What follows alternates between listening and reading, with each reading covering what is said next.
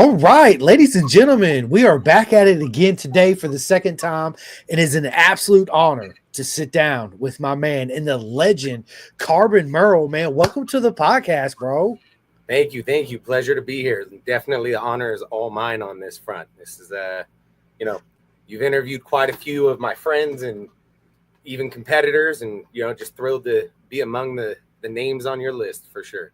Oh man, listen, the honor is absolutely all mine, my friend. And before we get started, I just want to give a quick shout out to all the corner marshal workers out there, all the men and the women that show up, that do all the corner marshal workers. We love you so much. We appreciate you so much. You keep doing what you do because without each and every single one of you out there, guess what?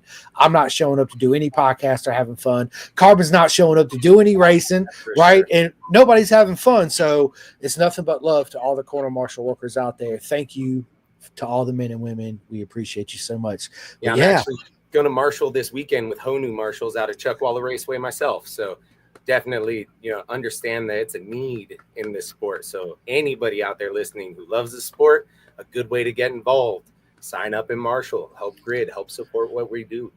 110%. And if anybody's interested in doing that, just hit me up. I'd put you in the right people and we'll make it happen. You'll go out there, you have the best seats in the house, you'll get to meet everybody, and you'll have a proper mega time, as I always say, right? So yeah, I don't know, you'll second be best seat in the house. The back of the grid looks pretty good to me. I'm just saying.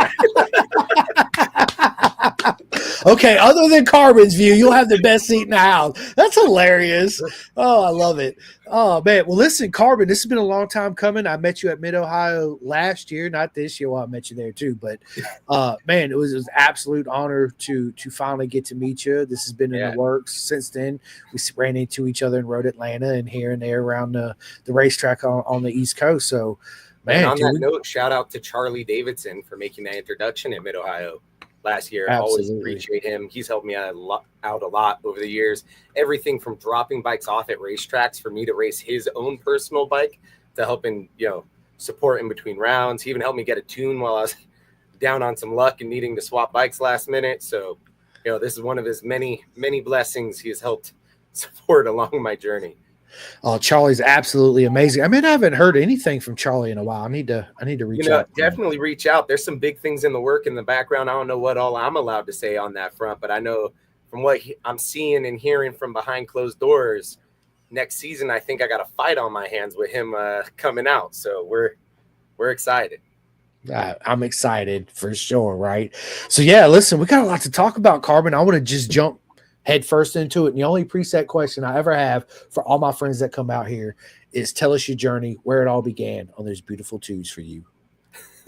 So for me, it's definitely, a child longing want type of deal. Nobody in my family rides a motorcycle. Nobody even likes motorcycles. I'd argue even to this day, they all hate motorcycles because it takes all my dang attention away and all our money, but it's worth every penny to me. Kid in Southern California, looking around, I see him everywhere. I remember as a real little kid, I was in the car with my parents, and I'd made a comment about saying like, "Oh, I want one of those." My mom was like, "Absolutely not, no way." And my dad was like, "Careful telling a kid like that no, they're gonna rebel." And now my entire life is just motorcycles. So apparently, she should listen to my pops on that one. You know, definitely a factor. And then in my teenage years, I dropped out of school pretty young, like middle school age. I dropped out and started working. I was flipping burgers at a baseball park type of deal. And, definitely one of those things where, fun background for sure as a kid, but I was skating, doing stuff like that. And I was starting to get sponsored skateboarding and get seen, but there definitely was a longing that still wanted bikes. So as soon as I had squirreled up enough cash, that's what we went and did. And so, 14, 15-year-old Carbon went out and we went to a Yamaha dealership to I wanted to buy an FZ06 was the bike I showed up to buy. And the dealership saw me. I was a real scrawny kid. I know I ain't scrawny no more, but back then I had a racer's physique. And I came in for that bike and they said, "Man, you gonna kill yourself on that thing." They convinced my dad and I to switch to a V-Star 250. And I couldn't be happier with the decision. Starting on that small bike meant my big mistakes were small mistakes still. So I went out, I put 40,000 miles on a V-Star 250. and all the way until we wadded the motor up. We blew a piston, cleaned out the side, like blew the head, everything. Like I destroyed that little bike, but we're taking it up Angeles Crest Highway. I was doing drills, and actually at the start of my racing, and honestly, one of my biggest mentors in life came from that interaction. One of the mechanics that worked at the dealership was named Tom Serra. And he is an old AMA 250, TZ 250 racer, and he raced under the number 157. He also raced a R6. He did endurance racing, club race with WSMC, AFM, and a bunch of other people. And I definitely know he doesn't have an always perfect background or history. He's a unique cut from the cloth, but that's definitely the guy that guided me. He dropped off my bike for me, and I asked him if he could make it so it could roll. I was so ignorant. I didn't realize what a clutch was or any of that. So he unloaded the bike, and I went to push it up my driveway, and I couldn't even get it to roll. And I said, "Hey, man, do you make it rollable?" And he said, "Kid, you really don't know shit, dude." He just goes, "Man, you got $40 on you?" And I was like, "Nah, but I could get it." You know what I mean?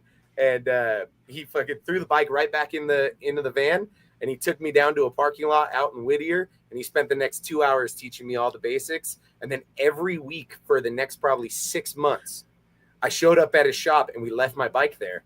And I'd take buses out, or he'd pick me up on his way home from work, all depending. And yeah, I'd show up, and every week we're just doing drills. So my very first night out on the bike, he had me doing figure eights on this little V-Star 250 around 2 Ferraris that were parked in his parking lot because the repair shop next to him repaired Ferraris.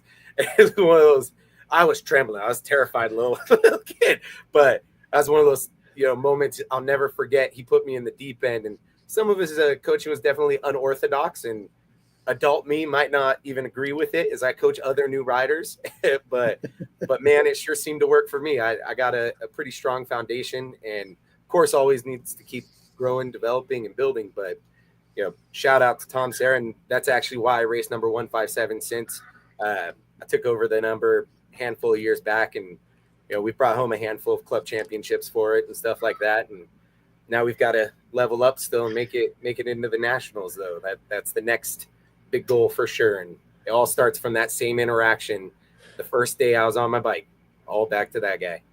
Absolutely, man. Everybody's got their own unique, beautiful journey into motorcycles, and I'm a firm believer, and I say it all the time, that motorcycles, those that are lucky enough, motorcycles choose us. It means that it's our everything. It's our passion. It's our lifestyle. It's our love. I mean, you see it in the background, right? I see you at the race. I see it. You live it, you eat it, you breathe it, right? But at the time you get into it, you don't realize the impact it's going to have on your life. You don't realize the beautiful journey you're going to be part of and the beautiful circus you're going to be entered in, right? And all the friends and family you're going to be whole creation. So yeah. It's a beautiful thing. It really is. And everybody's got their own unique way into it. It's always awesome to hear everybody's journey for sure, man. And you, my friend, are doing big things. I mean, you're fast. You've achieved a lot, and it's look, it's just like everything in life. We're constantly learning. We're constantly trying to push ourselves to get better, right? And that's also another thing about motorcycles. Me and you could be competitors, right? But I might need, hey, I'm in between gearing, dude. You have a 42 rear sprocket I can borrow? You're like, yeah, sure. Yeah. Then I got there and I kick your ass, and we come back in. You're like, bro, that was awesome. Blah blah blah. You don't get that in any other sport. You don't. Yeah, And one of the things I found kind of funny in amateur racing, especially like when you're a real novice amateur racer, everybody's so competitive. They're trying to keep secrets and fuck it. They'll give each other bad advice, and it's so funny. The more I've leveled up. And now that I'm starting to, I'm still by no means a real pro racer. I'm, trying to earn those stripes. But it's one of those things where the more I've been there, the more it's the other people who've already, led that path and cut the trail that are helping me make those changes and figure out how to adjust the program, adjust my lifestyle, adjust my, my riding even. And, a handful of things we found out throughout the years. I mean, I spent 2 years attempting to make the grid at Moto America rounds where we've come up short by like 0.1 of a second and things like that. And a lot of the times it results just from preparation, right? It's one of those things where it wasn't necessarily that I don't have enough pace, but I didn't do the pre-work that was really necessary to have the bike set up correctly to then be able to perform within that short window. because that's the big difference. At a club weekend, you can kind of mess up and then you adjust throughout the weekend. It's all good. There, you've got 10, 15 minutes to show your stripes, or you don't get to ride. Yep. Right. And that's been one of those big things, eye-opening and changing what I do in my program to make sure for 2026 we're doing it right. Actually, since we left Mid-Ohio this last time, which was the last round for Hooligans, this season, since I got a pretty big injury last year, I focused on crew chiefing for another team. Some of you interviewed recently, Jeremy Taubman, 417 with Remix Racing. And I spent all season helping them out, and we're made some good strides, had some fun, traveled the whole country and played with motorcycles. So living the dream, if you ask me. But there's still always part of me that would much rather be on the bike than fixing the bike. So, there's a real part to it where I'm so happy to see where this is going to lead and that continuous growth and progress to get to that next step. Oh, 110%. With you saying everything you just said, for those that don't know you or seen you out there on the track, please tell everybody what you race and the class you race in. All right. So I'm definitely not picky. I ride what people hand me is my joke.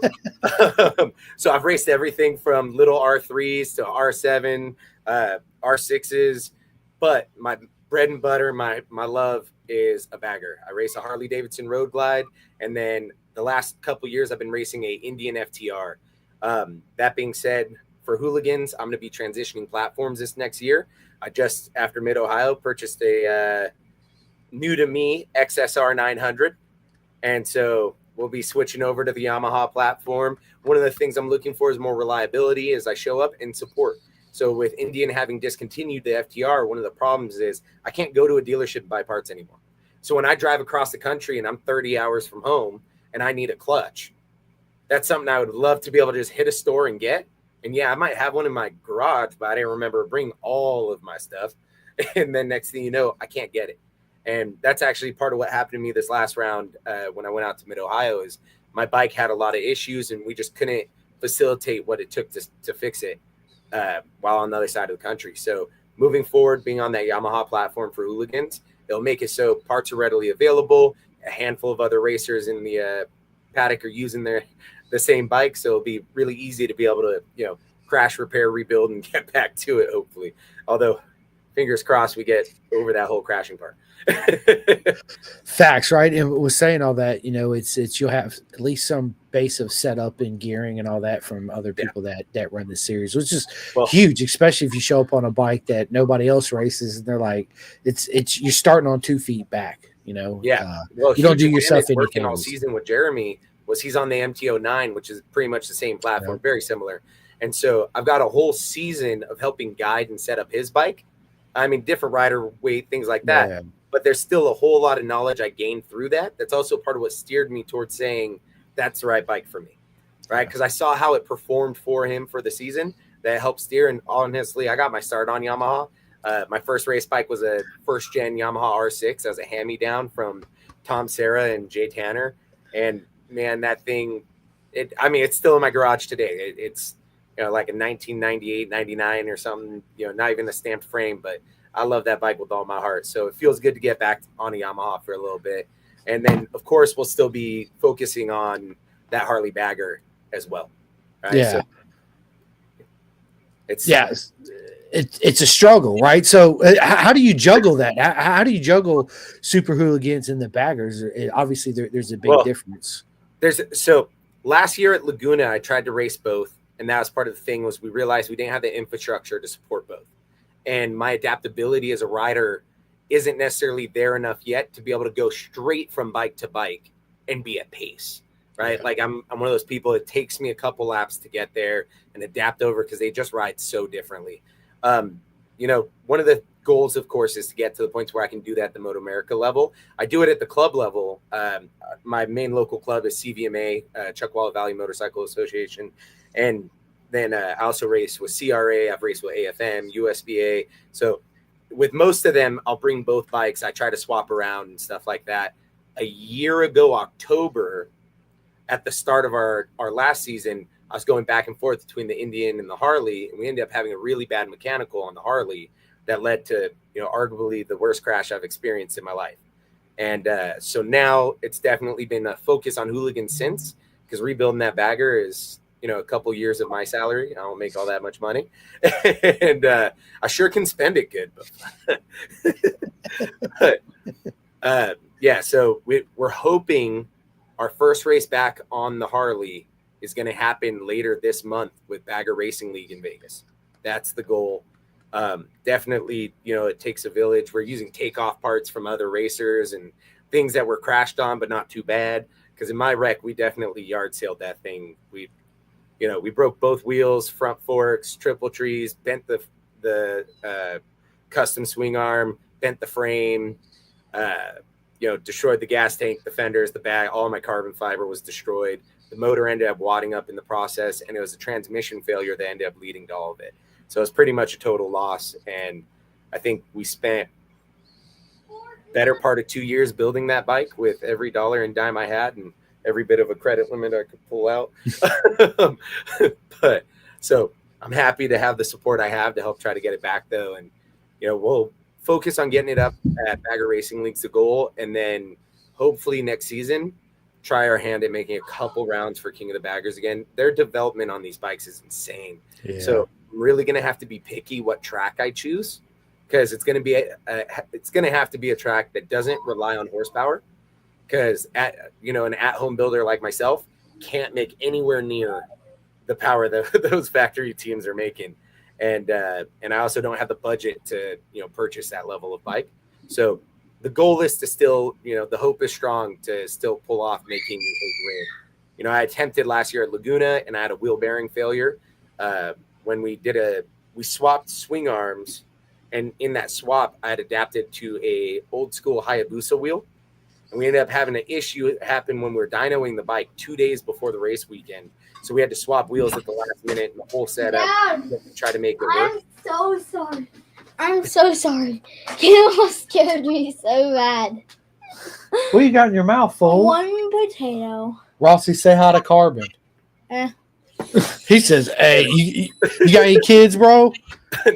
No kids. I got 2 dogs and 2 cats and a whole lot of nieces and nephews. I got 2 dogs, 2 cats, and a kid, so I feel you.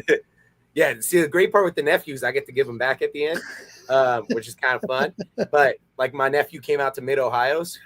Even though my bike wasn't all set up the way I'd want, I still got to spend time with family and enjoy bikes and, help support Jeremy and his final round of the season. And, that little dude said he wants to race motorcycles. So now we got another one in the circle.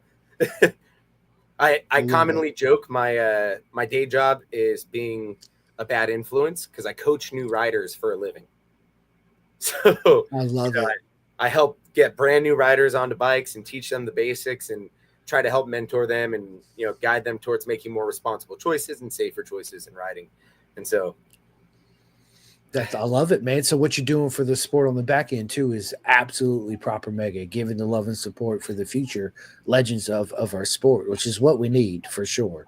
It's somewhere we're really hurting on our front here in the United States. I see, the best way I can put it, Carbon, is if you go through our Moto America paddock and you take everybody that's 25 years old and older out, who are we left with? That is the future of our sport, right? There's not a lot. So you doing what you're doing by teaching the youth and teaching them in the correct path is absolutely amazing, my friend. Absolutely. I try to get them a good foundation, and then I try to send them to the people that can make them great, right? Yep. Which, of course, are the same people I'm trying to send myself to. It's funny, how many days I work coaching just to pay for one day of coaching from the people I want to be coached by. And, I've got a handful that definitely, give me a huge amount of advice and go above and beyond on that front. And, whether it's just answering dumb questions on Instagram to helping guide me and things. Like, I just got off the phone with Isaiah Davis right before we jumped on.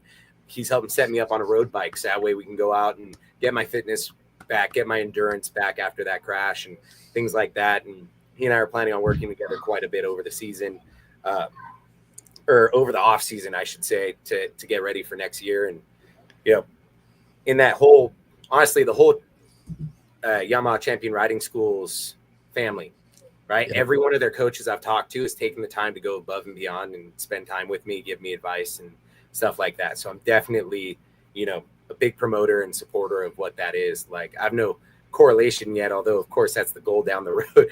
But, it's definitely one of those things where everybody from that circle has put in a lot of time. And I've taken a lot of different schools, everything from SoCal Supermoto, Moto Survival School, California Superbike School, did a couple of days with Champ School, and doing a lot of private one-on-one coaching with a handful of different people as well. I know Alex Calloway, who is a big CVMA racer, and he's a part of our Toast Performance race team, also has done a lot of coaching with me, bringing me back. So it's one of those things where, coaching's definitely a fact of it, and trying to get people on the right path and get them understanding that that's an investment you have to make if you want to be safe in the sport. Right? You can buy the 100%. fastest and nicest bikes and the best gear in the world, and it's not going to make you a great rider. Great riders, that I see, they get on anything and they ride it pretty dang well. And so my goal is always to, I might not show up with the best bike, but I want to be able to have ridden my bike better than anybody else could have been. Right. So if I gave anybody there my keys, I want to make sure I put down the best lap time. And that's always the goal. I don't reach it all the time, but it's definitely the goal. That's awesome. You spoke of Easy, man. What a legend Easy is, right? Oh, yeah. He's a superhuman. Honored to be his friend. Had him on the podcast several times. Can't wait to sit back down with him. He's one of those dude. He reminds me a lot of you, to be honest with you. How listen, I say that obviously in a positive way, right? Yeah. But it's he's your a big demeanor, personality for sure. You're a big personality. Same thing, right? Your energies are so much alike, right? You're very easily approachable, very easy to talk to. Always smile, just like me. I mean, it's yeah, bro. I love it. His girlfriend is one of my best friends, and so it's really funny because we joke sometimes when we're being airheads, and she's like, "Well, yeah, I got my own airhead now too." Like, and my wife and his girl are close friends as well, and it's definitely one of those. They'll joke, we're like, "Yeah, well, we both got one of those little, borderline crackhead about motorcycles racers. They'll give it all for it." So I'm definitely blessed to have people like him in my corner or my circle, and as well as his girlfriend Taylor has been a huge support. I train on mini motos and all sorts of stuff. She actually has been letting me borrow her mini moto the last few months while I'm getting back up, and funds were down from being in a wheelchair for 6 months, and I just haven't got back up. So until I can fix mine, she's been letting me use hers. It takes a village to do this type of stuff and to do it well. And, I'm sure there's a million people I'll forget to give a shout out to in this podcast, but, throughout the time, you'll notice it's always a group effort towards anybody's success. 100%. Right? Nobody can succeed alone. It's not just hard work. It's teamwork. And it is 100. And it's so imperative to have, people behind you that truly believe in you too as well. That makes a huge difference also in the mental aspect side of racing and life, right? People don't think about the mental side of things. They think it's a lot of muscle memory. It is muscle memory too, but it's there's definitely that factor, but a lot of it's mental. I had a brain hemorrhage and a handful of concussions and other injuries in the past, and the hardest thing for me getting back to riding has been the mental side. And then of course, there's a neurological aspect of connecting the dots still. Like, I tell my hand to do something. There's a delay between when I think it and when I do it, and figuring out how to mitigate that. But that mental aspect's so huge. And, my wife's been with me since we were 14 years old. We're middle school sweethearts. So somehow she's put up with me. We've been on bikes since 2008, pretty consistently. So it's been a whole lot of years of her having to put up with this. And, she had to put up with rebuilding me, arguably, from that time. And a big part of it was the mental side. And now she's never missed a race since I've been back. She's the one pulling my tire warmers half the time. And of course, it takes a village. We got a lot of great crew that come out and support. Like my buddy Brian always comes out for the Laguna round because he's a California local. We had John Wagner come out to Mid-Ohio to help set us up. Amazing mechanic there. Taylor comes and runs our radio. It takes a village. Nico, myself, Alex, and all of our wives help support in their own way. And it's definitely one of those things where, without the people in your corner keeping you, smiling and motivated to succeed, there's no way to pull this off or make it worth it. No, it's not. You're right. It's definitely a village, 100%. It's beautiful to see. it all come together. One of my favorite things to do, and I say it quite often, is I like to sit back during a race weekend and watch how everybody works together during a session, right? Whether things are going Jeremy's way, whether things ain't going Jeremy's way, when he comes back in, how you and Paul and I forget the other guy's name. I'm sorry. We that had was there. Sam in Denver. It's varied a lot throughout the season with that crew. Yeah. We never went to 2 rounds with the same setup, which is definitely something like for that team's growth. I think they'll really benefit by having a consistent team that knows their roles and can succeed on it. Because that's definitely a factor and something I'm spoiled with in my personal team, right? It's definitely something where when I show up to the races now, everybody knows their job. I don't have to question who's doing what. And, it lets me kind of focus on being the racer more for myself, even though I love to, manage a lot of other aspects. So like I always work on setting up my own bike. I love looking at data. So I always read my own data and stuff like that, even though we have some restrictions and hooligans on how much data we're allowed to acquire during the race weekend. But that's totally fine. At the club level, nobody protests me over it. So we'll run whatever I can get away with on that front, collect as much data as I can. But, I have a bit of an engineering background outside of coaching. And my wife forced me into college is how I like to say it because I was a middle school dropout. So she actually forced me to get my GED right after we got married. And I didn't even think I was smart enough to do it. And then I did pretty good. She ended up signing me up at our local community college. And it was one of those things where she signed me up for like an advanced engineering course. And I sat in the first day and I felt like the person was speaking a different language. I mean? I hadn't been in a school in 10 years at that point. And I believed I was dumb the whole time. So it was one of those things where, at the end of the class, I went and told that professor, his name was James Maloney. So I went and told him, I said, hey, man, I don't think I'm fit for your class. There's some people trying to add on, give them the seat. And he ended up telling me in that moment, he goes, hey, that's not how this works. And I was like, what do you mean? He goes, you're not supposed to know what I'm saying on the first day. You're supposed to say, okay, I'm willing to do the work on the first day. And then he said, if you do the work all semester, by the end of the semester, you're supposed to know what I'm saying. So he was like, stick it out a little bit. And it's funny because since I've got like 6 college degrees, graduated with 3.98 GPA, going from somebody who didn't think they had what it takes to understand. And that's another one where it was the people in the corner that pushed me to succeed. Right? I didn't even think I was good enough to get a GED, let alone that. And now I'm working on a master's, currently working on a master's in business management and financial analysis. So I have a little bit of engineering background, a little bit of communication arts, some English, natural sciences. What I'm trying to do is make a full spectrum to become the best crew chief or team principal I can be down the road.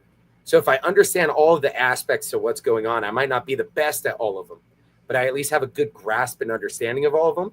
Down the road, it'll help me kind of orchestrate the circus that it is. So that's kind of the lifelong dream, right? Is once I'm unable to pursue racing for myself, to try to stay in the paddock, work in the paddock, and whether, I'm working just as a mechanic, a crew chief, or, I reach that goal of being like a team principal that runs a team and a, competitive team at that, right? That's definitely always part of the goal. But, that's what I've been doing all this schooling for, is to kind of cultivate that mindset to manage all of that. So I'm very, very excited on all of those attributes of support from. Bro, congratulations. I'm proud of you, my friend. Everything you've Thank achieved, dude. Listen, that just goes to show anything you put your mind to, Carbon, you can achieve it, dude. And you're right. It's the people that stand behind you that believe in you the most when you're down and you don't believe in yourself, dude. I do it. I get it.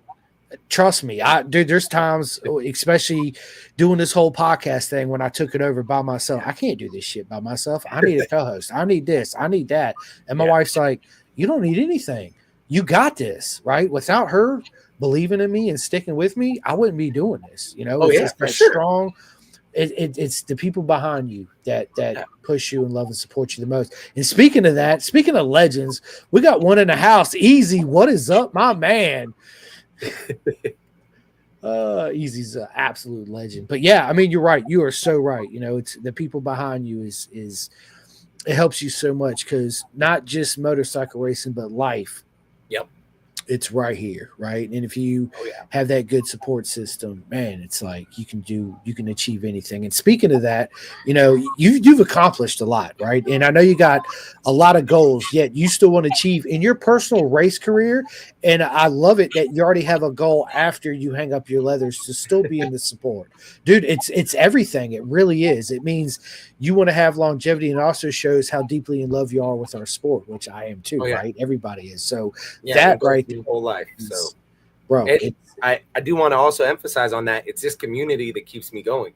Yeah. So like in that crash I had back in October, is a pretty severe crash out at Chuckwaller Raceway. I ran myself over with the bagger when the transmission went out. We tried to baja it in the dirt, ended up getting pitched off the front at like 120 or something. Bike collided and picked me up. I broke both hands, right arm, left shoulder, clavicle, 5 ribs. My T1 and T2 vertebrae ended up pretty beat up. Shattered my right foot. Like it was definitely a life-altering crash that caused all that damage to the bike. And even that weekend alone, that the medics there, for instance, Josh Fogel, who was the first person I can come to remembering talking to, right? He's sitting there trying to talk sense to me as a friend, not just as a medic, but as a friend, right? He's trying to be like, hey dude, this is serious, we need you to be with us. And I'm very argumentative in that moment. They're trying to get me to like med flight out, and I was just not having it. It was 100% a no in my book. And so then it was one of those, okay, well, rather than try to fight the crippled carbon, how do we, work with this? And then I drive a Sprinter van that has a speed limiter on it at 74 miles per hour. I hate it, but I love it at the same time. I can go 74, no more, but the joke is always I go no less either. So I stick that pedal at 74. I got to stay there wherever I want. But they said there's no way they're letting her drive that thing all the way to the hospital. So then my teammate and coach, Alex Calloway, pulls up his brand new Dodge Ram, hands the keys to my wife. I jump in the truck. They load me up in the truck, and she hauls tails fucking an hour and a half or something to the nearest hospital from where that track is. And, of course, following the speed limit. But alleged. Yeah, allegedly. But it's one of those things where even in that moment, if you think about like people came together, they gave up his personal truck, put his truck at like he just bought that. That's his baby, right? And that same person's let me race his bike in the past. And in the community after the crash, I was out for months, and I had a small savings account. Like I've never been, wealthy, but I definitely wasn't doing horrible at that point because I was club racing, once to twice a month. I was traveling. Like we had finally gotten a rhythm that made this feasible, right? And then I ended up not being able to work for 6 months because all of my work relates around me being able to walk and move because I'm coaching motorcycles, right? And so then it once again took a village. Even while I was in the hospital, we had friends that came and brought us food almost every night. We had friends that drove out. They stopped by on their way in and out of the track because we were in there a few weeks. And it's one of those things where we definitely wouldn't have survived without all that support, and it wouldn't have been as motivated to come back and strive for success. And since I went to every CVMA round I could make it to, even if it was the wife pushing me in the wheelchair, and those weekends, it breathed life into me. Like, some of my friends were like, well, if you're so broke, why are you spending the gas money to drive out there? And I was like, it's making up for it and the motivation to live, right? Because depression's definitely a factor too. And then like the FDR Foundation, who I'd never even really known of. I knew their riders. They sponsor Tony Salima and Clay Braun, who are other Harley, riders that ride at CVMA a lot. They're my dogs for sure. They get down with the get down. And I've spent a lot of my time trying to catch up to them, right? They're definitely quick guys. And but so those are their riders, and that whole group did a fundraiser for me, which was pretty cool and kind of showed overwhelming support from the community. Right. We had a lot of big names and a lot of small names from all around, help contribute towards my recovery in that time. And then when that wasn't quite enough, SoCal Supermoto, who I also do work with and, help support at their track days and their events. But first I was a student first. Right. And then I sort of developed into the family, and they ended up launching a line of t-shirts. Right. So they made a bunch of t-shirts with Riding with Carbon, which is, my Instagram handle. And they sold them at $50 a shirt. And if you're like me, $50 is a lot for a shirt.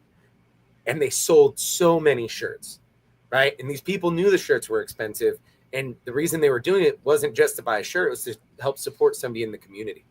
And it's one of those things where, you know, I already have tried really hard to be somebody in the community, and all that kind of did is help solidify the part where there's nowhere else I belong, right? There's nowhere else I'm happy. There's nowhere else I feel like I fit just right like that, right? And, you know, with SoCal Supermoto selling those shirts at $50 a shirt, I also want to emphasize he gave me the full $50 a shirt, not just his expenses, right? Like he didn't cut out a single dollar for himself, you know, and that, you know, when I go and work for him, you know, still it's one of those like that's the type of boss you want, right? That's the type of people where you're like, man, when the going got tough and all the other paperwork didn't work out, then, you know, they figured out a way to help support where they could, right? And all my friends who had the shirts, and when I see people in the shirts, I lose my mind. I'm so giddy. I try to play it cool. Like I try not to, you know, but like I'm always just so honored that they felt, you know, driven to even do that.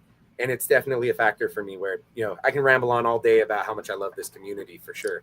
And honestly, it might be worth rambling on all day about this community because it deserves that preach, that praise, and that outreach, because it really does take, you know, we've said it multiple times on this pod alone. It takes a village, right? Yes, it does. And, you know, it's definitely a factor where without that support, I don't know where I'd be, right? Like I had friends bringing me Dutch Bros and food to the house. You know, shameless plug at Dutch Bros. I absolutely love it. I have no sponsorship or support correlation with them. Man, I sure do love that coffee. But yeah, it's one of those things. Like I was sitting in a wheelchair. I didn't really need coffee, right? But my soul kind of needed coffee because I was such a staple in my life, right? And my friends came and they'd sit with us in the room. And, you know, I don't live in a luxurious home by any means. Like, don't get me wrong. I've got a house to live in, so I'm proud and happy, right? I'm grateful on it. And, you know, I've put in a lot of hard work to try to make that possible, but it's definitely not the type of place where people normally want to come over and be the same way, right? My part of town isn't the best part of town. And, but it's definitely a factor where like so many people came by and so many people that I'd argue we're better friends now than we were even before the crash. Like before the crash, I'd almost count us as acquaintances, right? Like we knew each other in passing and things like that. And then the amount of support they provided, now we're lifelong friends. Like they can't get rid of me now if they want to type of deal. So, you know, it's definitely a factor where, you know, I don't know. I don't even know how to conclude just my gratefulness, my, you know, feeling of pride to be part of this community. Listen, I call it our beautiful circus. Yeah. And the people that you meet and the family you meet is just absolutely magical. And without those two wheels to begin with, we would have never met, right? So that's the main contributing factor to everything is two wheels. And you're right, you know, times when you're down and people step up unexpectedly that you never thought would have ever stepped up to the plate, and the outcome of it's just been absolutely amazing. You know, people, dude, we love each other in this community. We want to see each other achieve, and when somebody massively gets hurt like you did yourself, we want to see you come back. We want to be there to support you in every way possible, and clearly it shows, right? Yeah. I mean, there's zero chance I'd be fighting to be back on a bike right now if it weren't for all that support. I mean, we've been fighting to just make ends meet and do our bills, and I'm finally back to working. I'm doing 16 hours days right now, trying to offset the time I spent, you know, not working to get our finances back. And even still, there's people offering me discounted coaching, you know, helping me out with, you know, random bike parts and things like that, where, you know, it's enabling us to get that, you know, clawing at that goal. Right. And the more I see the goal and the more it's in my sights, the more I want it for sure. So there's definitely a factor where it keeps that hunger alive in me that, you know, I'm very, very happy didn't get killed in this crash. When I had that brain hemorrhage, I think that one was 2016 or something like that was when we had the brain hemorrhage crash. That one definitely, like, it took my drive away. Like that one, it was a very different comeback because I didn't have the motivation to be the me everybody knows, right? And it took years to really come back from that. And so now with this one being able, you know, we're almost at a year out from that crash, and since then I've crashed again already. And so it's one of those things. I crashed and had a whole nother injury that came about, and, you know, huge shout out on that front to Rebel Riders Gym, Bridget Rebel. She's been putting in a lot of work on helping me rebuild and doing workout plans and everything from helping with, deciding what medications to take, what to do, and help guide that rehab, to taping up my shoulder when it fell out of place on a race weekend, all sorts of stuff. And so, the comeback is definitely real. And, it's part of why I wasn't able to make it stick this season, right? Laguna was one of my first times back on a bike since that crash, which definitely, in the eyes of just making a good decision, making your first day back on a bike. I mean, like I had a couple small outings on the bike, but like going to an event like Moto America when you're not ready, right? It's definitely naive. But I also was like, man, I got to try. I think if I didn't have the bike failure I had there, I ended up bottoming out my rear shock in turn 6 and blowing it. We snapped the nipple to the hose off, and it kind of created the series of problems throughout the weekend where we just couldn't recover in time. But it's one of those things where, I really think if I hadn't done that, I at least would have been able to get the pace to get back on the, and make the grid. But, another year down, we'll make it next year for sure. I have no doubt, with the work we're putting in and the team I have to support me, right? It's one of those things where I'm definitely going into this with the best feet I've ever had, the best mindset I've ever had, honestly, the best body I've ever had, because from this crash, it's forced me to actually approach recovery, right? There is no longer being like, oh, I can make it work with that sprain, that issue, that thing. We're approaching making it all right. So this year we're going to show up as proper as we can, make it count, and really put all of our ducks in that one basket of trying to make that grid real. And my goal is to try to put together a full Super Hooligan season. And then I really want 2 rounds of King of the Baggers still is going to be the goal. So particularly if it goes to Mid-Ohio. That's one of my favorite tracks in the country. I love it there so much. And selfishly, part of why I love it there, I'm quick there. So it's one of those, we went out on a track day there, and my frame was compromised and my bike was having all sorts of issues. And I still went a few seconds faster than I did last year when I went there on a bike that's pretty beat up. We made the call not to race that bike, like I said, because we just couldn't get it back together to be safe. But it was one of those things where showing myself I had the pace there and putting down a lap time I could, feel proud of definitely was motivating. And I think that's one of those tracks where, on the bagger, I'll definitely be like last place on the King of the Baggers grid if I make the grid, right? But just making that grid is such a feat in of itself. So that's definitely still in the cards of the goals, right? That in this rebuild, that's the shoot. And a track like that, I definitely think I might be able to make it happen. And then the other track I'm really looking at is Road Atlanta.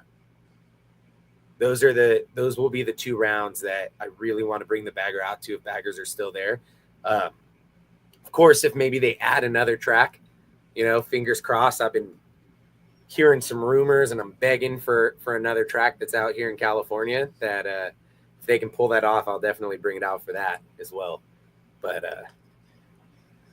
we'll see what happens, right? Yeah, hopefully they will. But dude, everything you just said, man, it's for you to come back from these injuries, first of all, we talk about all the time, the mental side of everything. Without that support, man, it's so hard to come back because it just beats you up and it takes everything out of you, right? And to have still that love and support and that drive to still want to come back because of the beautiful people in the circus is, bro. And everything you just said about you making the grid and the baggers, and you might be, dude, you're not going to be the last one out there. You're not going to be the last on the grid, right? You might be second, third, fourth, fifth, sixth, first. You don't know.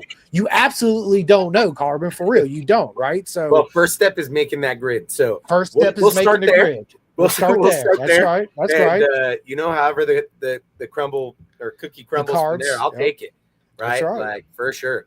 I mean, I've gotten a lot of great advice on this rebuild of my bagger, and I'm thrilled that Max Flinders moved to the Harley platform this year again because Brandon White definitely he loves this sport, right? And so it's one of those things where huge shout out to him. Every round we're at, I go and I pick his brain. We talk about what they're dealing with, set up things, all that, and he knows I'm trying to race the same bike. He used to help support one of the other people that helped guide me. There's this guy, Eric Stahl, Jiffy Tune Racing. he raced in King of the Baggers and Hooligans a few years back as it was getting started.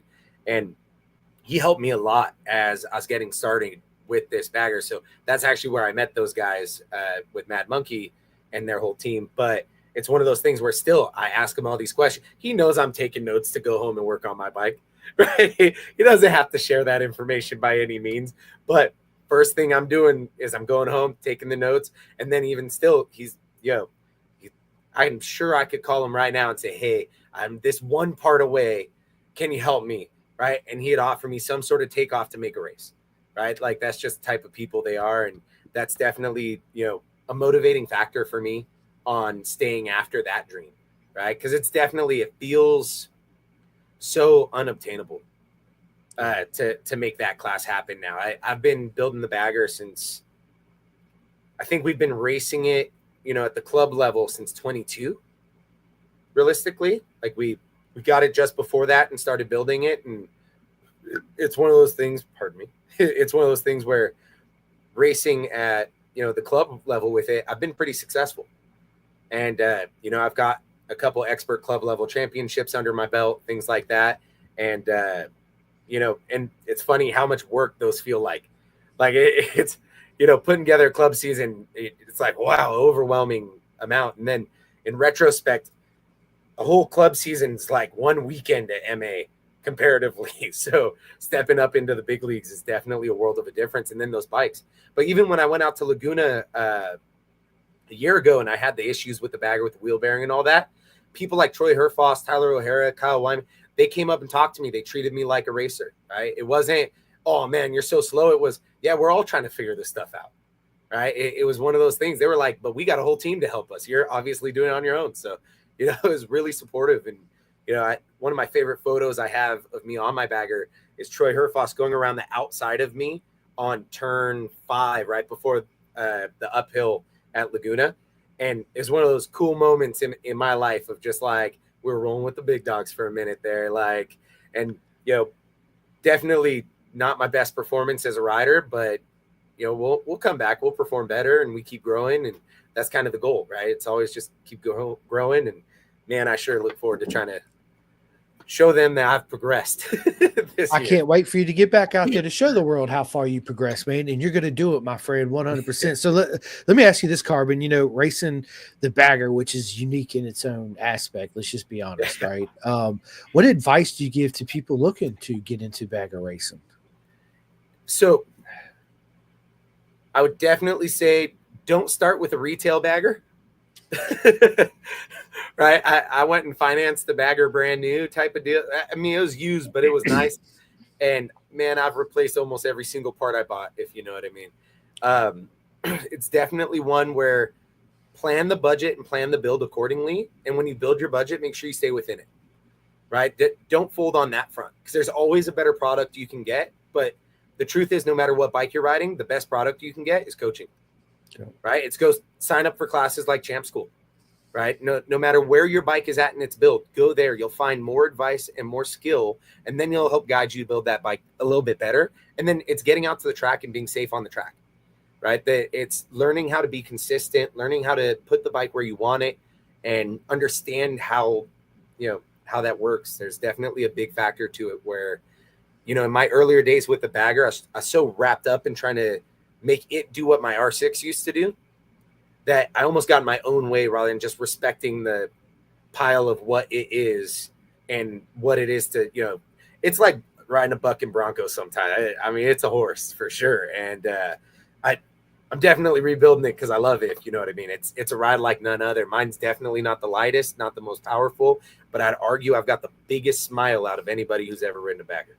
Right? When I'm on that thing, I'm so darn happy, and I don't know how else to put what it's worth and just prioritize that side of it. Right? It's not about having the best equipment. It's about being the best you can be and ride that thing the best you can. Remember, you're there to have fun. Right? Go out and club race. Sign up at places like CVMA. Our CVMA Racing, our bagger class, actually went provisional this year because we had a low turnout last year. So I used to bring a lot of my friends out with me as well. And after my crash, I didn't race at all. And they end up having really low enrollment for the whole season. Right? It's an expensive sport, and I get that. But it's one of those things, if you're going to do it, the key ingredient is supporting the sport. right? Go out and race, go out and try to find that success where you can. But, you know, without getting that side of it, club racing, I just don't see where success can come from. USBA also in Utah has a bagger class that I'm pretty sure is going to be on the ropes this year from low enrollment. AFM has a bagger class that I believe is going to be on its ropes. I know Jeremy Friedman's been putting in work up there with AFM. He's another rider on Geezer Engineering who does my suspension on my bagger. And A Plus Performance also is part of that build of that and helps both of us.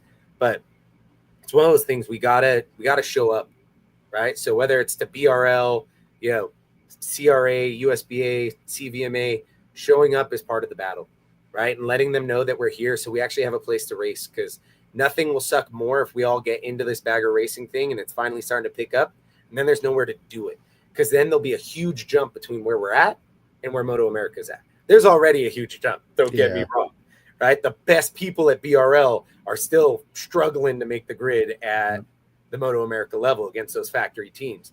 Part of that being the factory team, right? But a big part of that, those riders, right? Like, got Rispoli, Kyle Wyman, Tyler O'Hara, Troy Hurt. I mean, we got the dogs out on those bikes. So, you know, it's one of those things where if you got any idea about what it's going to take to want to race a bagger or, you know, climb up to that, you got to remember as a rider, we need rider development too. And a big part of that's seat time, right? We got to get the seat time, and, you know, don't focus so much on just throwing the bank at the bike at first.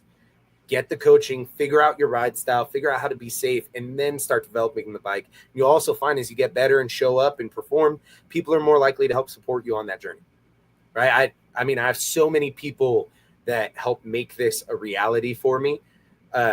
Like with the bagger, when my transmission went out, I was talking to somebody who's close friends with the people over at Barnett Clutches and Cables. And they were like, man, that sounds terrible. Well, in the rebuild, here's a clutch set, here's a basket. Let's make sure that never happens to you on that product, right? Geezer Engineering sent me all the replacement parts I needed to get my suspension back up in the front end, things like that. And having these people, you know, Toast Performance, who's our title sponsor this year, with Toast Performance Race Team, trying to make that a real thing coming out here. And, you know, they're working on a new exhaust system for the Harley bagger. They didn't really make a exhaust for the M8 baggers for big bores that make power. And now they're working on one that they'll sell to everybody, right? They'll be available on their website, but it's predominantly being built so I can put it on this bagger and race it, right? And, you know, it's one of those things where, you know, build the program by building yourself first and go out and ride the bike, right? Slowly figure out what to fix, continue to make the adjustments, and then, you know, you'll see things will fall into place very differently. Right? 100%. Yeah, and with you saying all that, one thing I do want to throw in there with everything you just said, which I agree with, is if anybody's in the market to buy gear or anything with motorcycles, buy it from within the community. Don't order that shit off of Walmart or Target or fucking Temu or Amazon. Buy it in the community. I shop motorcycles so heavily, I don't even hire an electrician who's not a rider, right? My AC guy's a rider. My realtor's a rider. If you don't ride, you don't get my money. And it's one of those things where we're a small community. If we stand by each other, we'll be able to succeed, right? And good people equals good business, right? Everybody who I do work with is resulted, you know, or revolves around riding to some sort of extent, you know, and it's definitely one of those things where, you know, definitely I don't hold it against you if you don't ride yet, right? But if you're one of those people that just badmouths bikes all the time, I just don't feel like my money should be the one you're taking, right? And big business, definitely that's what it is, right? There's a lot of people out here trying to make good products and make a living and support this thing. And, you know, supporting the people that support racing, you know, it's a big factor. Like when I go to the store, it'll be a couple extra bucks for Mission tortillas. I still buy them.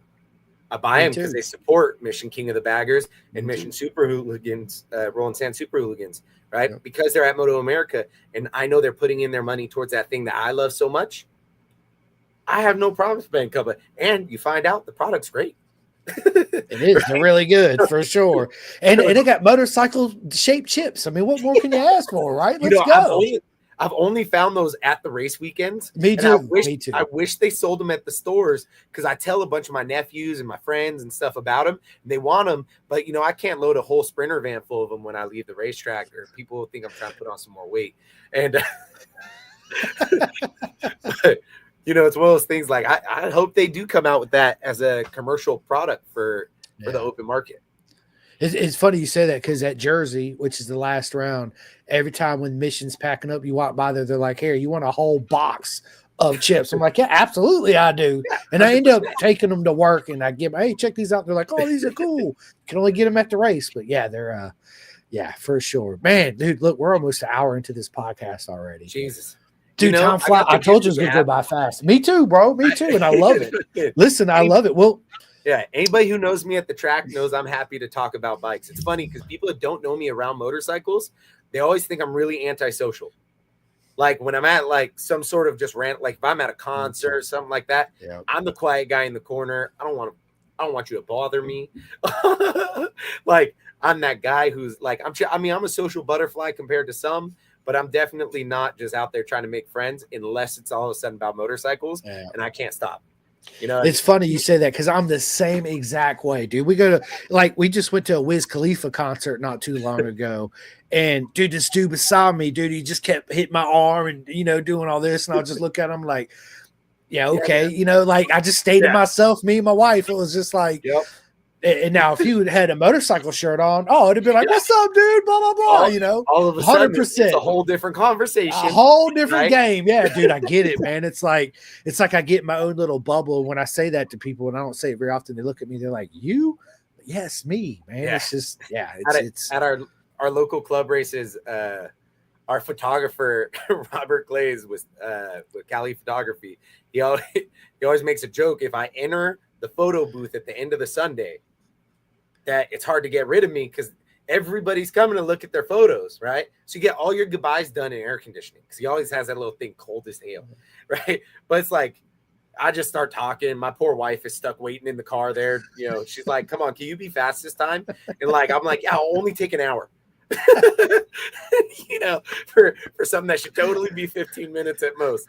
And but it's it makes me happy.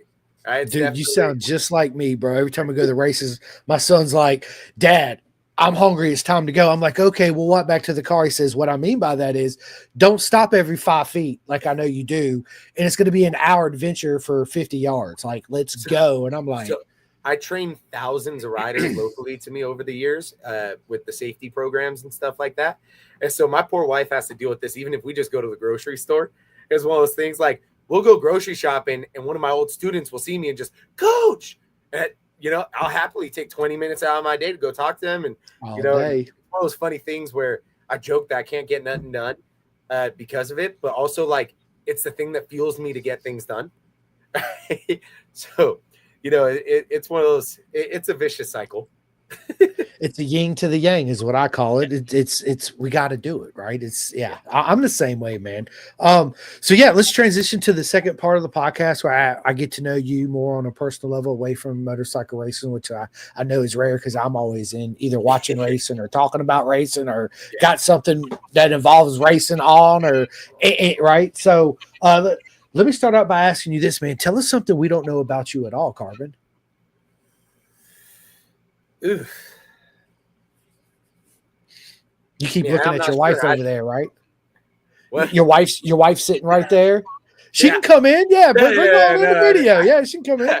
I was looking over to be like, what do they not know about me? Because I'm kind of open book. It's definitely one of those things. Most people that know me, like I'm not shy about any aspect. I love action sports and I love animals. Like weirdly, I really love I love like the snow, which is weird for being a Southern California guy. I live in San Bernardino in the desert. I live right next to Glen Helen Raceway pretty much, which is like a very prominent dirt bike track. And I ended up getting a house like not even 5 minutes down the straight road of the front entrance. So I can get in and out real quick and easy when I get to that stage of my life. And yeah, but I love the snow. I don't know. I love it. Oh, There's there not a you lot go. I that didn't know that. Yeah, that's cool. Hey, it's so. Let me ask you this then: what's your worst habit? my worst habit, Yeah, not I sleeping. procrastinate, not sleeping. Yeah, I, yeah. I'm It's I'm a I'm one of those people. I'll overbook myself so heavily, and rather than prioritize my own health or safety, I will just stay in that overbook state. Um, even like for instance today, like I I just got done working. I worked like a 13-hour shift or something right before I rushed home, set up the computer to do this. As soon as I'm done with this, I just finished putting a motor back in the frame, but I still got to assemble the whole rest of that bike before I drive out to Chuckwalla tonight, which is another couple hour drive, to then corner work in the morning and ride in the afternoon tomorrow. So, I definitely, there's 24 hours in a day and I try to use all of them. And I need to be better about that moving forward for sure. yeah, Like, especially if I want to develop as a rider and in my health, right? Getting to the point to where, you allow recovery, right? I'm so used to being able to push, and I push through a lot of things other people won't, but that's definitely my worst habit or my worst personal trait is, yeah. that act of just staying pushing. I need to set aside more time to just like play with my dogs and my wife and be happy. Yeah. For my I feel birthday, you. that's what I did. My birthday just passed, and I just took a day off of work. And some of my good friends, Easy and Taylor, actually came by. They got us lunch. We played Gran Turismo. I worked on my bikes a little bit, and a close family friend actually was in town from Korea, came by. They brought us a cake and gave us lovely gifts. And their kid came and played for a little bit in the front yard with our dogs and stuff like that. And it was funny, it was arguably the best birthday I think I've ever had. And it's probably the birthday we've put the least effort into making happen. Right? Like I took a day off of work. I did what I wanted to. And it turned out what I wanted to do was enjoy some recovery time. And I don't think I've ever let myself know that. So apparently it took a 30 something years for me to grow up enough to figure out that matters. Well, now that you know it, you need to do that more Yeah. often, my Once you friend, know for better, you sure. got to do better. It is, and it helps Great. here too. It helps in your mindset Yeah. too as well. Everybody knows I listen to a lot of audiobooks, right? Is that something Oh you yeah. do as well, or do you read? Oh, the only thing I read is going to be service manuals for sure. You know, if it's got written letters on it, it's either policy and procedures somewhere I'm going to deal with, service manuals, or a rule book, so I can try to find a gray area I can squeeze a little something in. And then if I'm listening to audiobooks, it's all about squeezing something in there too. I'm deep in the book talk smut world on the audiobook front. It happened as a funny mistake on a road trip one time where my wife was driving and I heard the book, and I was supposed to be sleeping on the bed in the background. I'm taking Oh, and listening along, and and now can you turn that up, please? yeah. Can you rewind that? I need that second. Yeah. Play by play, and yeah, no, now it's definitely turned into a guilty pleasure. Some of these books are wild and hilarious, and definitely not something I'd publicly promote by any means, but it's one of those funny sides of my, maybe that's the thing people don't know about me is in those headphones. I'm not listening to music at all. I'm blasting a smutty book and laughing my ass off. Oh, I love it, man. I love it. Yeah, I mean, it's great, man. I listen to all kinds of audiobooks. My wife, she listens to a lot of that stuff too, the smut. She turned me on to true crime and Oh, and yeah. all that stuff in My between. wife loves like true crime television. Yeah, my Like, wife it's all does about too. like ID channel or Yeah, something involving, I call them the murders. I was yeah. going, are we going to watch the murders? Murders, Like, there's so many different shows about just fucking murder. But I go to sleep to them every night. I love it, right? Now I gotta have it on to go to sleep. Thanks, babe. Yeah. It's hilarious. What podcast do you listen to? Oof. I don't listen to podcasts. No, I'm just playing.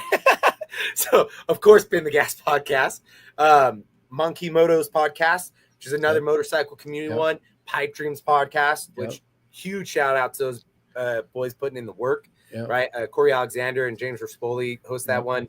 Corey rides at Chuckwall a lot, so we see him all the time, and it's kind of nice seeing that side of him more personable and things like that.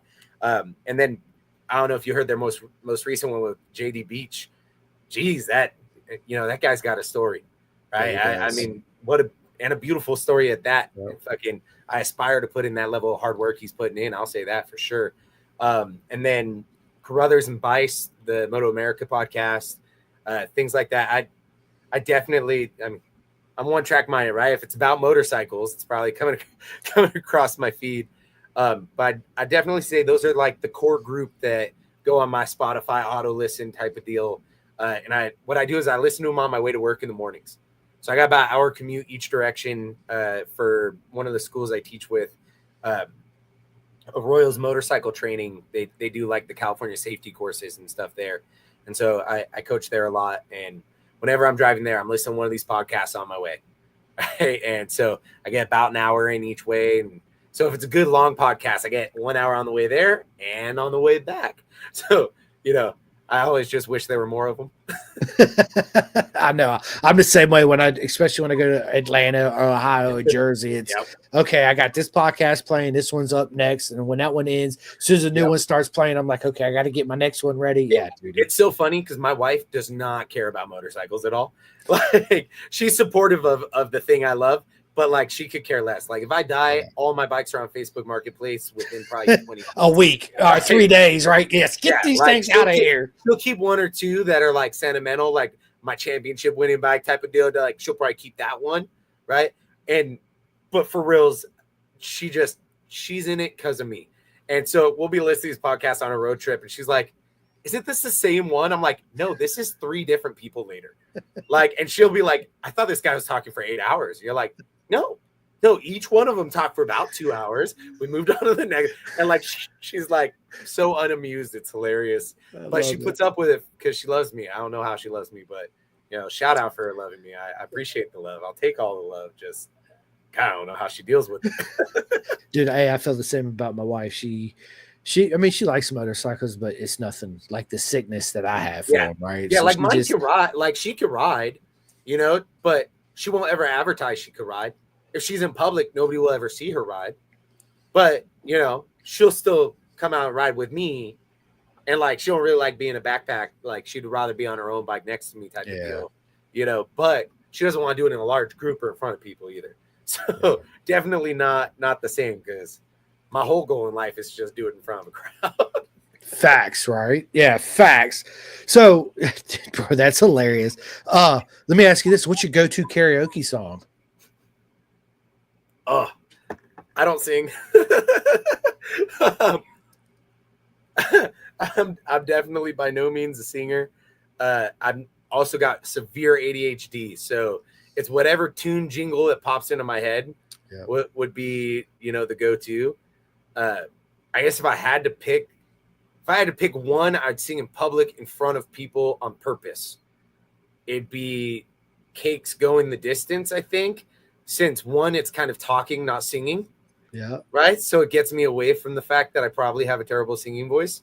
I mean, my singing voice sounds great alone in the car. Right? Or in the shower, right? Yeah, for sure. Yeah.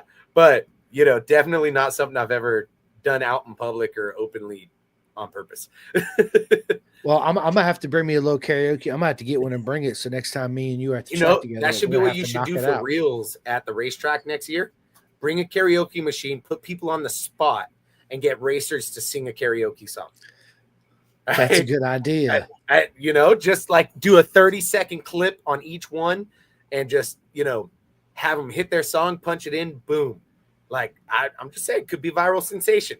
Could be. We'll make it happen, and you just bet your ass you're going to be on it too. So just prepare yourself. Well, get Cakes Going the Distance ready for me, I guess, because it's either that or tequila. I gotcha. We will make this happen. Matter of fact, me and Alessandro DeMario are doing the 1-chip challenge in New Jersey. So he likes spicy food. So I said, let's do the 1-chip challenge. So we're gonna get together and I'm down for that one next season too. Just so it's said, I love spicy food. So. Well, then I'm gonna add you to the list next season. Me and you gonna do a live 1-chip challenge. For sure. I'm too down. I'm down for like a Carolina Reaper challenge, 1-chip challenge. Anything. but let's time it right so it doesn't mess up my. Of course, it'd be at the Yeah. end, right? Yeah. Absolutely at the end. It's Yeah, funny. right. So the hottest thing that I've ever eaten. So I like really hot stuff too, but I got to be in the mood for it, right? So my buddies are always buying me this shit. Okay, I got some. This is gonna burn because they want to see me in pain, right? Yeah, that's one of my childhood best friends. That his name's Dude, they just want to see me cry. Yeah, that's all we ever do. It's all ego, all ego. It is. So they're like, "Hey, I got you something. I'm gonna come over and you got to eat it." Okay, what is? Just come on. It was the Death Nut peanuts, I think it was. There were 13 me and Scoville. You had to eat all 6 of them, and you couldn't drink nothing for 5 minutes. So I was like, "Fuck it, I got it, bro." It was the I won't do it again. It messed my taste buds up for almost 2 months. It was it was not pleasant. So it's funny. I'm better at those one-off hot challenges like that than things that I don't expect to be hot being hot. So one of the things I love a lot, I love Indian food. Like I love me too, bro. Yes, like chicken tikka masala, things like that. And so my wife and I go to a lot of Indian restaurants, and they'll say, "What's your spice level?" I'm normally one of those people. I go make it spicy, right? We went to one where they looked at me and they were like, "Oh, you gonna pay for that statement," right? And man, I was so shooketh because I knew it was going to be a little hot, but that was like and also I won't waste food. You know, you've seen me. I'm a heavy set fellow, and yeah, so I ate every last piece of it before I realized the mistake I made. It was funny you said that, Carbon, because I eat a lot of Indian and Thai food too myself, right? And normally when I go in a Thai restaurant, the first time I go, I say, "Give me the level 5," because they're like 0 to 5. Let me get a 5, and then I kind of know what I'm working with heat wise, what they consider hot. So my new thing is I started a level 3 just in case that happens again.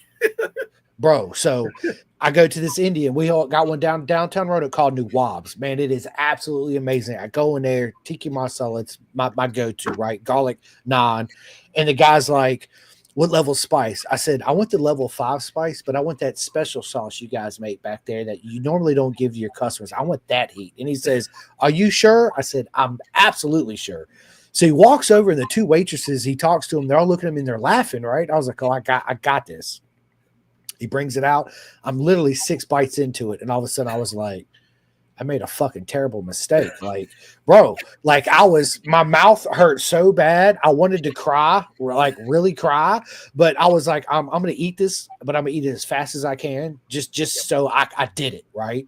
Yeah. And, dude, they come up to me and they was like, "We've never seen a white person come in here and eat that level of spice." Dude, this was awesome. So the next time I went back, he's like, "Are you down to do the challenge again?" I was like, "You know what? Just give me a level 3 today. I am good." Right. Like no, absolutely not. But it's those things where you go, because I eat a lot of hot spice stuff. So normally when you say a 5, you're not expecting it to be a 20.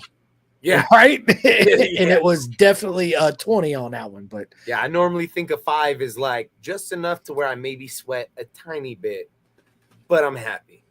And it's definitely those moments where, but it's funny because they do always get a kick out of it when if you thug it out, they're normally impressed. And next time they don't hit you with that same level 5 for some reason. All of a sudden it's like a 4.5 when you ask for a 5. Yeah, like, oh, they're making a point. Yeah, and people don't realize that when you eat that real hot, spicy stuff, you get this certain euphoric high that nothing has ever replicated, and it's like it's really hard to explain to people the feeling you get. But when you come down from it, it's like hell all over again, and it's but still worth it for sure. Let me ask you this, bro: if you had one superpower, what superpower would you have? Healing. You're the first person that's ever said that. Healing. Yeah, I mean, that would definitely be what I want. I like it. I'd want to do teleportation. I think would be my. See, I want to get so fast on the bike, people thought I teleported, but the issue is, in the meantime, I keep breaking every damn bone in my body, so healing would really be helpful. Oh my God, dude, that is awesome. Well, let me ask you this, Carbon. If you could travel back to any era of time, what time would you travel back to? Ooh, that has a lot of layers. It does. That has a lot of layers. I'm gonna go with a whopping 2 years ago. This is gonna go pre-crash, and I'm gonna check my transmission before I go out that day. That's all. That's all. Now, honestly, I think a lot of different. Every era has its wins and its losses, Yep. right? I think we live in a golden age of motorcycle safety, and we live in a golden age where motorcycles need us as motorcyclists. And so there's definitely an era I think I belong in. It's this one, right? We're developing things. We're able to apply our brains towards development. There's all sorts of other things I definitely don't like about this current era, right? I don't see eye to eye with a lot of people's stuff outside of motorcycles, but it's one of those things where, I always just try to avoid all those topics altogether because people are normally shocked with where my thoughts and belief go, because everything's just about having the freedom to pursue your dreams. Yep. And so, I think I live in a good time to try to help equip that for other people, and hopefully, let some people know it's still possible. And but if it was just based on cars alone, I'll say that I'd be going to the early 70s, late 60s, early 70s for the muscle cars. Yep. I'm a huge fan of muscle car era, and but there's a whole lot of other stuff about that time, socio-politically, that I just can't. I'm happy I didn't live in, because I would have ended up locked up over how people treated each other. Facts. That is a fact, my friend. Well, listen, dude, we're going to end this podcast in a minute, but I got one last question, and then I'm going to let you end the show by giving all your shout outs. But just stay on with me for a minute, because we're going to go ahead and schedule our part 2. So the last question I have for you, money, no object. You could have your own race team in Moto America.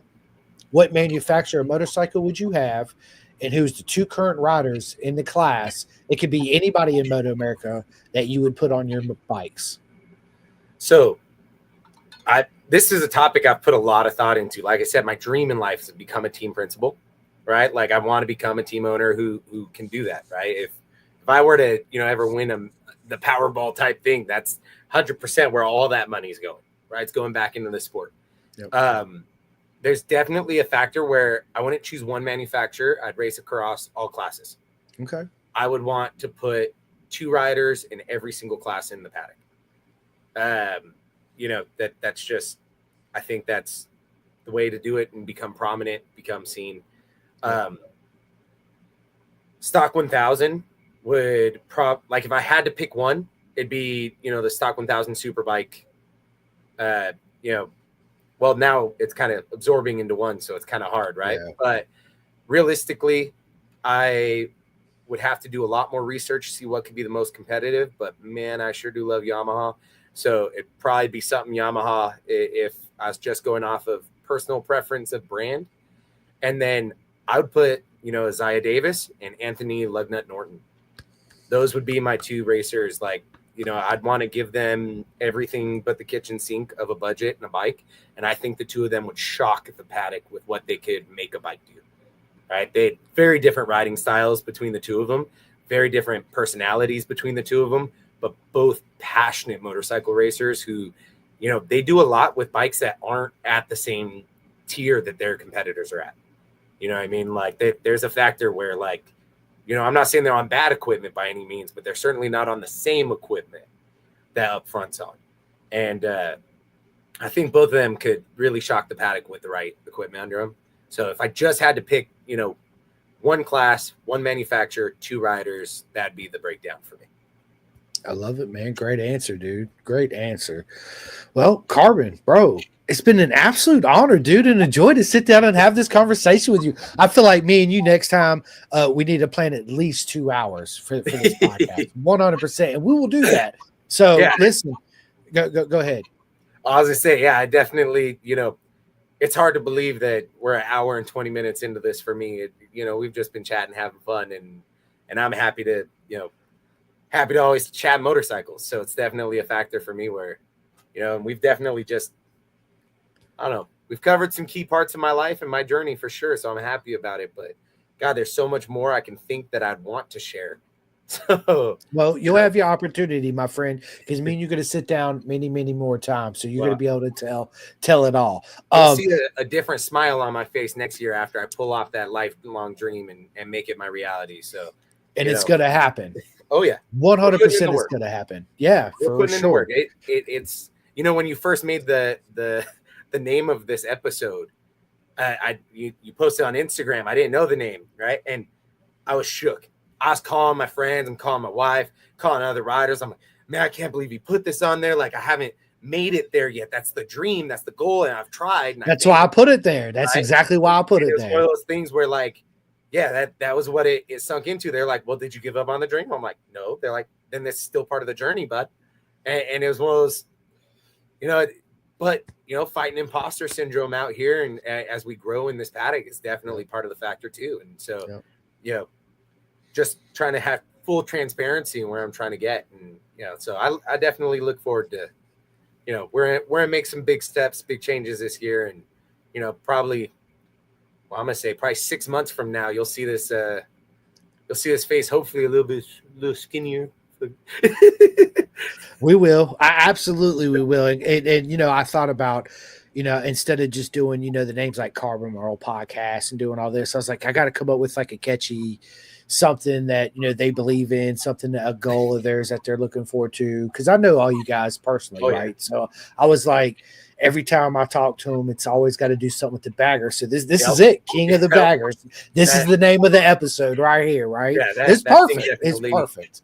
Yeah, that thing definitely is involved or taken every part of my life for a while now. So, and I don't plan on letting that stop. And it's not going to. So on that note, I just want to give a shout out real quick, and then I'm gonna let you end the podcast with all your shout outs. The first thing I want to say, and I say this all the time, is thank every single one of you so much for all the love and support, because without Carbon coming on, and without all my friends coming on, without all the messages and the downloads and the likes and subscribes and all that, I would not be able to do this. So it's nothing but love to everybody out there. I truly mean it. It's an absolute honor. If you had not yet had the opportunity, please go and hit that like and that subscribe, because it does help me out a lot.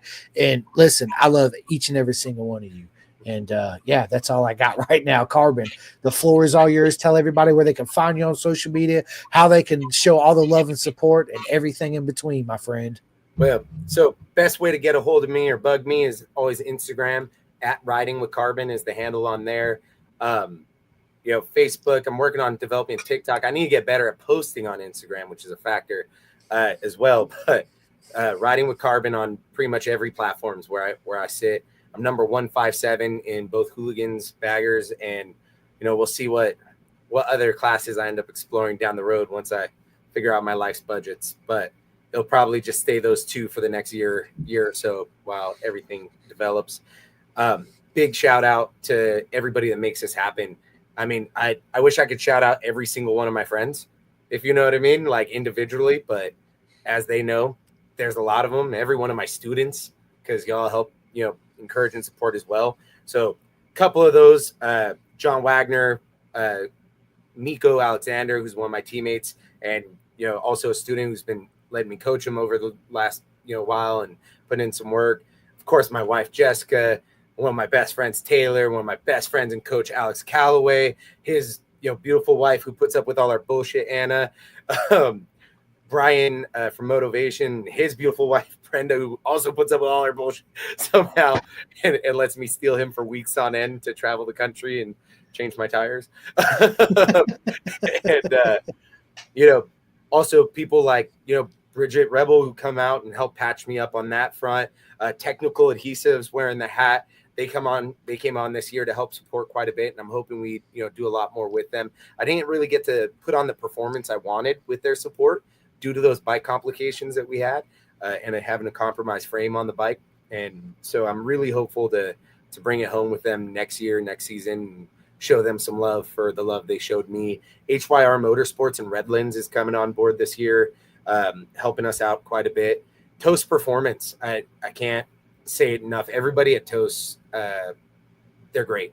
They make exhaust pipes, but they don't just make exhaust pipes. They make a family, right? Everything they're doing there, it's about the betterment. They keep doing revisions, keep growing, developing. And they're also helping us do that with our bikes, our race program, and support on that front. You'll see it all over our canopies, our shirts, everything when we're at the track. We're definitely toast lovers for sure on this one. And, we'll be running that platform, that flag very strong next season with 3 riders showing up to a handful of these hooligan races, trying to let them know what's up. Truth be told, apparel making those easy ups and shirts and making us look fly as can be for sure. SoCal Supermoto, I spoke about them a little bit earlier, but got to show some love to them once again. They're a Southern California based supermoto school that is all inclusive. About $400 gets you in. They provide the bike. They have leathers for you to borrow. They order pizza. Pretty much show up with yourself. Any gear you do have is great, but if you don't have gear, they got it there for you. They got the bikes, track fees, everything's all included. They order pizza almost every time. Just bring drinks. That's the biggest thing I can say. Sign up, bring drinks. If you do sign up with them, promo code Riding with Carbon on their website will give you a discount. I don't really get anything for you using that promo code. You get a discount. It just lets them know that, we're sharing the love still, right? Since I already get so much support and help from them, I don't take anything off of school signups or anything like that, right? I just want people to go get some learning. Rider gear for my suit. They make a great suit for me. I've crashed in it plenty of times. Definitely put it through the test. I've even had one cut off of me, and that was difficult. They used 12 shears because they kept doling out on that kangaroo leather suit. So had to be good. Same promo code on their website over at Rider Gear. Veteran-owned, California-based company. Pretty sweet guy running that show, and love the hell out of Tony over there. Lindemann Engineering does all my suspension builds. It's Ed Sorbo nowadays. So he's the mastermind behind making my suspension do what it needs to do under somebody my size, especially on these weird bikes I ride. Geezer Engineering, Andreas builds all sorts of cool bagger parts. If you're in the Harley world, you want something for your street bike that's sick or your race bike that's sick, hit them up, see what they got, and support a small business that's, trying to grow here, right? They've done a lot to support everybody in the scene. And honestly, they were taken advantage of by a handful of racers on their upcoming. Racers who said they were going to do big things and go for it, took the parts, and then sold the bikes after one race type of deal, right? So those type of people, they stayed in it. They still support people like me and Jeremy Friedman, A+ Performances team partners with them in the BRL scene. And so a lot of love to give there. Racer's Edge Performance with Dale Kiefer provides me sticky Dunlop, and definitely just dealing with all my stupid questions. I normally do a Matt Ray a lot more than Dale at the racetrack, who works with them. But man, I sure do ask a hell of a lot of questions, and they put up with all of them, and I can't be more thankful for that. Blood Lubricants, who they provide all my lubricant support, and can't shout out enough how happy I am with how my bikes have ran since I've switched, and also how long my clutches have been lasting. Like on my bagger, I use their Hog's Blood. And yeah, it was a game changer for me personally. It's a bit more affordable than some of the other oils I'd been using on that platform. And I can use it in both, in the engine, in the primary, in the transmission. And, moving forward, that'll be all I'm using for sure, because I want to make sure I don't have another catastrophic failure happen. That's going to be a key part. Arroyo's motorcycle training I coach with, but they, I don't just work with them. They support me, right? They help support me, whether it's with bikes, tires, and, buying us food and things like that, getting us to the track and giving us the time off to go to the track, right? For Mid-Ohio this last time, I didn't even get to race, and I still missed 14 days of work, right? It was definitely one of those things, they need to exercise a lot of patience to put up with me. I'm sure there's people I'm forgetting on this list, if you know what I mean, because it takes a village, like I have said. And, there's just so many that I need to be able to keep going. So thank you to all of them, right? All of you, all my friends, all my, who I call my family supporters. Like, can't do it without you, and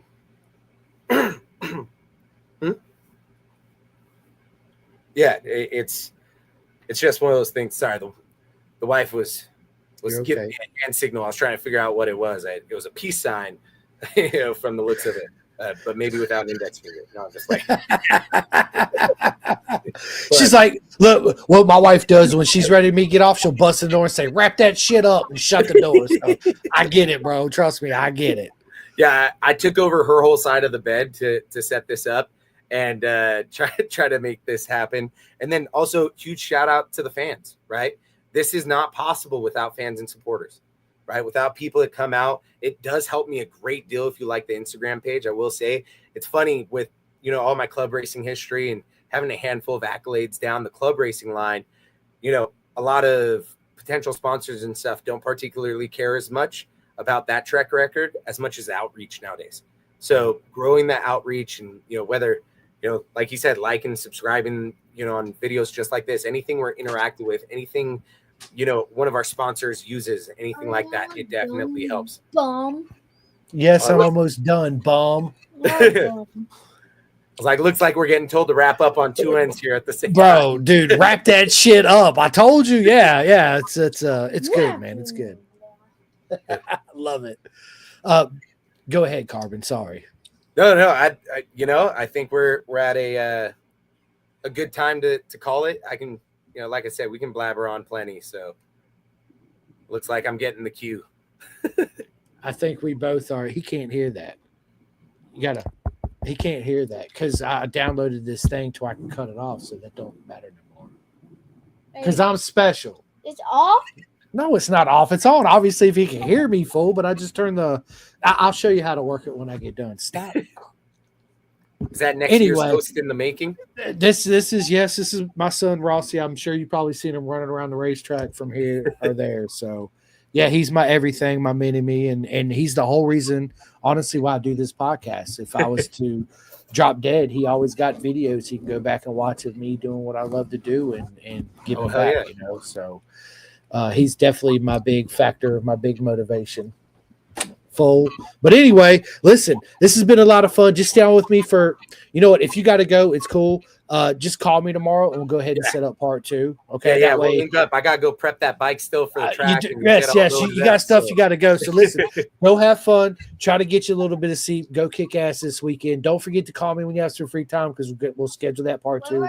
If anybody missed this episode, you can immediately watch it on my YouTube channel. It'll be out everywhere, Spotify, iHeart, blah, blah, blah, and all that good stuff. But anyway, listen, ladies and gentlemen, it's been an absolute honor to sit down with the legend, Carbon Merrill, tonight on the podcast.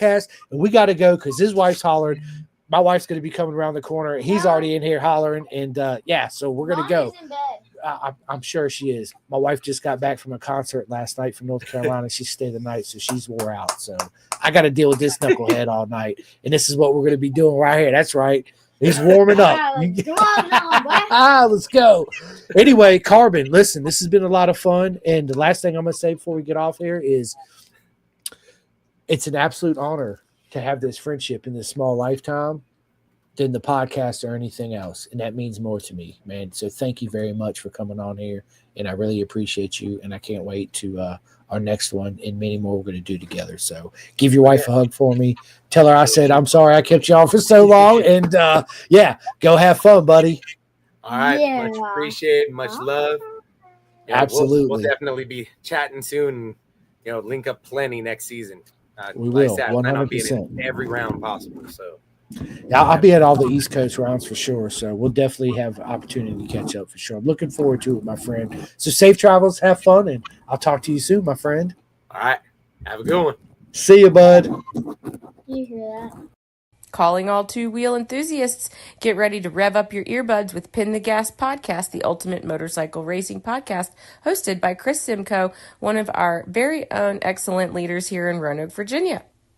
With expert analysis, behind-the-scenes stories, and exclusive writer interviews, Pin the Gas Podcast delivers the adrenaline rush of the racetrack straight to your ears. Whether you're a diehard fan or a curious newcomer, you'll gain insights that will transform how you watch and understand motorcycle racing. On your favorite podcast app, join Simcoe as he takes you on a high-speed journey through the world of motorcycle racing. Pin the Gas Podcast.